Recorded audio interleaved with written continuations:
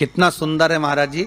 उस आम के पल्लव की महत्वता को जरा जानिएगा, बहुत बहुत ध्यान दीजिएगा। आम के पत्ते देखें आप लोगों ने? अरे बोलो जम के तो बोलो। देखें उसका प्रयोग कभी आप लोगों ने करा? आम के पत्ते का कभी प्रयोग कर कर देखिएगा।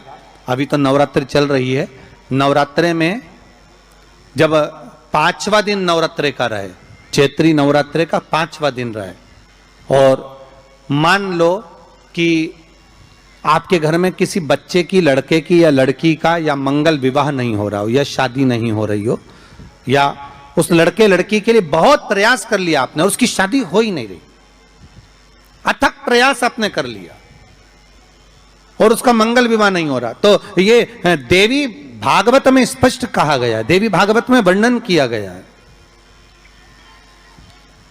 देवी भागवत में वर्णित किया गया। और देवी भागवत में कहा गया कि आम का जो पत्ते होते हैं, आम का जो पत्ता होता है, आम का जो पल्लव होता है, उस आम के पत्ते पर हल्दी और सिंदूर,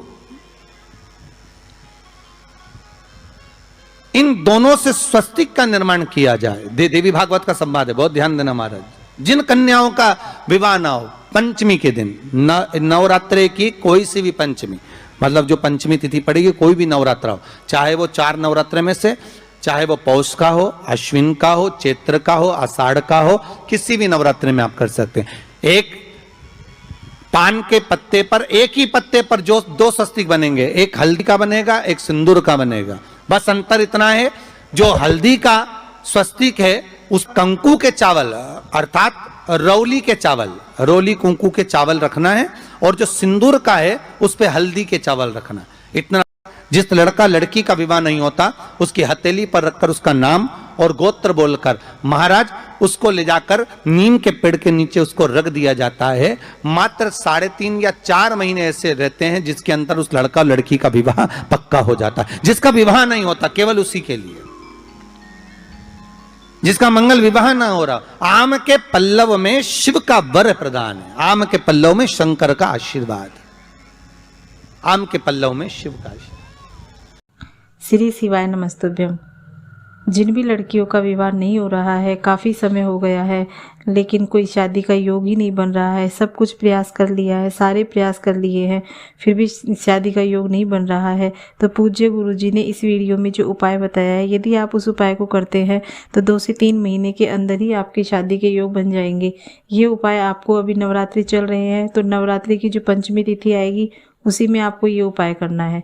ये उपाय करेंगे तो 2 से 3 महीने में ही शादी के शीघ्र ही मंगल विवाह के योग बनेंगे। तो एक बार आप इस उपाय को अवश्य करें। अब बात करते हैं दूसरे उपाय की। ये उपाय वो लोग कर सकते हैं जिनके घर में आर्थिक तंगी है, रुपए पैसे की कमी है और आर्थिक तंगी से परेशान है। यदि किसी को उधार में पैसा दे दिया है और वो वापस पैसा नहीं दे रहा है तो आप लोग इस उपाय को कर सकते हैं। इस उपाय को करने के लिए आपको चाहिए आम की डंडी।